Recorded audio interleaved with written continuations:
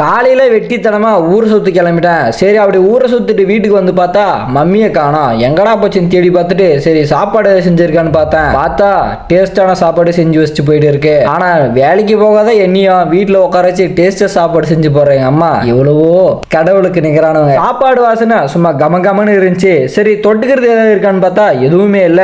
சரி நம்மளே ஏதாவது ஒன்று பண்ணிடலாம்னு சொல்லிட்டு மீல் மேக்கர் பார்த்தா மீல் மேக்கர் இருந்துச்சு. அதை எடுத்து புதுசா ஒரு டிஷ்ஷை பண்ணிடலாம்னு சொல்லிட்டு எடுத்து ஒரு டிஷ்ஷையும் பண்ணிட்டேன். அதுக்கு தேவை மீல் மேக்கர் கொஞ்சம், அதோட வெங்காயம் பூண்டு உரிச்சுக்கிட்டு அதோட கார்ன்ஃபிளவர் கொஞ்சம் எடுத்துக்கிட்டேன். எடுத்து எல்லாத்தையும் மிக்ஸ் பண்ணிக்கிட்டு தேவையான உப்பு மிளகாதூள் எல்லாத்தையும் போட்டுக்கிட்டேன். அது உருண்டையா பிடிச்சி வச்சுக்கிட்டு சோயாபீன் போண்டா செஞ்சிடலாம்னு சொல்லிட்டு எல்லாத்தையும் ரெடி பண்ணிட்டேன். கொஞ்ச நேரத்துல நல்லா சூடான எண்ணெயில வந்துட்டு சோயாபீன் போண்டாவை போட்டா சும்மா கமன்னு அதுவும் வாசனை ஆரம்பிச்சிருச்சு. கொஞ்ச நேரம் நல்லா வேக வெட்டி எடுத்து சாப்பிட்டா சரியான டேஸ்ட். சும்மா நொறுக்குத்து இன்னைக்கு அப்படி இருந்துச்சு.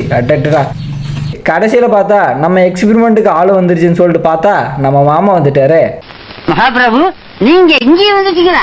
நான் ரிவ்யூலாம் சொல்ல மாட்டேன். எப்படி இருக்குன்னு மட்டும் சொல்லி